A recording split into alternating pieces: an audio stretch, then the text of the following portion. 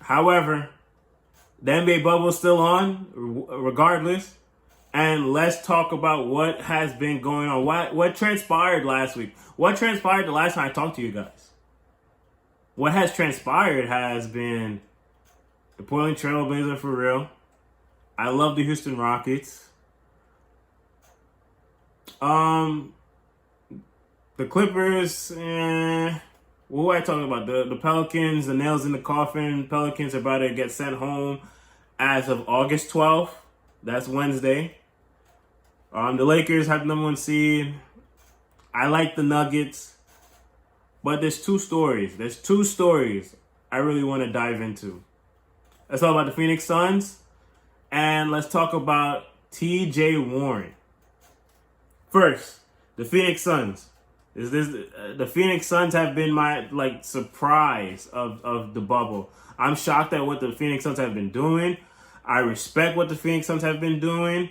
What the Phoenix Suns have been doing is just amazing. The Phoenix Suns, prior to the bubble, the Phoenix Suns had a 0.3% chance of making it to the playoffs. Now they're only a half game out of making it to the playoffs. Technically, 2.5 games because of the whole play-in situation, which I'm going to talk about in later. But that team is a team not only built for now, but built for the future. They have a legitimate shot of, first of all, going undefeated. They have one more game in the bubble, which is against the Dallas Mavericks on Thursday, which I believe the Dallas Mavericks will be sitting players like Porzingis, Luka, maybe Tim Hardaway Jr. because I believe Tim Hardaway Jr. is a very important asset to that team. They're gonna sit them down, so most likely that they are gonna end off the bubble 8-0. But let's dive in a little deeper. Let's talk about who's on the Phoenix Suns. That's a tough question to ask. I didn't know last week I was on here and then I basically wrote off the Phoenix Suns, not saying anything about them. Basically saying every team has a chance for the battle of eighth. Every team has a chance except the Phoenix Suns. I was wrong about that. The Phoenix Suns have made it their mission to get the AC, and I love that. Devin Booker leading the thing. You have somewhat veteran leadership you do have veteran leadership in a player like Ricky Rubio. Given I believe he has a career high in points, 13 points a game. You have stretch fours in Frank Kaminsky and Dario Saric. You have a solid foundation down low in DeAndre Ayton. I'm still trying to figure out DeAndre Ayton's game.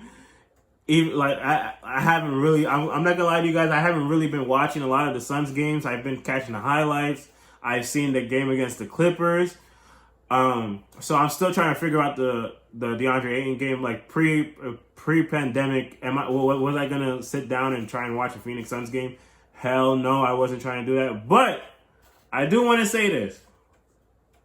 If we really, really look at it and dive deep into the Suns team, the Suns season actually, the Suns were on a roller coaster season, mainly upwards. They started off the gate, but I believe they were about 7-2 or something like that, and 8-2. Started off strong, one of the top teams in the NBA at the beginning of the season. They took a little dip, but for the most part, they have been level. I remember early March, they had a game against Portland. I'm thinking that Portland's gonna wipe them out the gym. The Phoenix Suns actually, though, Aaron Baines, Devin Booker, they did that. So if you look at the Phoenix Suns throughout the season, you will not be in complete shock of what the Phoenix Suns are doing. The Phoenix Suns, I talked about this with the Toronto Raptors. Phoenix Suns are hitting fire. They're catching fire right now. They're beating teams up bad too. Beat up OKC earlier today. I believe the score was 130, 105. Not the Suns. They beat the Thunder yesterday, Monday night, and today beat the 76ers by like 130, 113, a score like that. Devin Booker. Let's talk about Devin Booker. Everybody who's a basketball analyst, everybody who's a basketball aficionado knows Devin Booker is about the buckets. But this year, he doesn't need. He's dropping 30 because he could drop 30 in his sleep. Like that's like a fact now. That's a fact. He could drop 30 in his sleep. But now, having people like DeAndre Ayton, having people like Ricky Rubio, having people like Frank Kaminsky, having people like Dario Saric, he is being helped. He is getting help from so many players. I could also talk about Kelly Oubre, but I don't think Kelly Oubre is not going to play in the bubble because he has I believe it's a torn Achilles he had earlier in the season. But he has help. He doesn't need to do everything by himself. He has the help that he's been, I guess, looking for. Back in the day, he used to have to create offense himself. Now he has someone, a great passer in Ricky Rubio, a great field general in Ricky Rubio, to help him out and facilitate for him and do those things. He doesn't need to make his shot on his own. There's the stat I saw earlier today that he went from 36% he went from shooting 36% on assisted shots to now 46% on assisted shots. Amazing. That's an advanced analytics stat, which I'm not. If you guys know me, I'm not a very stat heavy guy, but seeing that stat was amazing.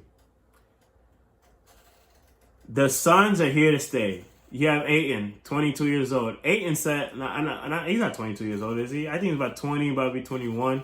Ayton actually said the suspension he had earlier this season helped him out. It helped him to focus on basketball more. Like, it helped him to like really settle down and like take basketball seriously, which is like I guess for the rest of the NBA that was like the worst thing to do, because that guy he's massive. So the Suns, man, do I think the Suns are going to make the playoffs? No, I do not. I still am riding high on and the Portland Trail Blazers, which I'm going to get to in a little bit too, because I got something to say about that. But if there was like a way to like, not even say that, let's just say this. Next year, if that group, and also I want to talk about Monty Williams. Monty Williams, he might get a bad rap. I believe he has a losing record as a coach. But Monty Williams, he makes nothing out of something. Not saying that the Suns don't have anything. They have Devin Booker, of course. But he was in the same situation in Cleveland, I believe. Cleveland, I believe, was his last stop. His last season with Cleveland, him and Kyrie Irving and Deion Waiters were on their way to make the playoffs. Not really, but they finished about, I want to say, 11 for 12. 11 for 12 in that race. I believe the year was 2013, 2014. Young players. He is a great coach, a great father figure. He is a great mentor for the young players, especially now in this NBA where like a player like Ricky Rubio has been in the league for, it is now 10 years. That's a veteran. That is a old veteran.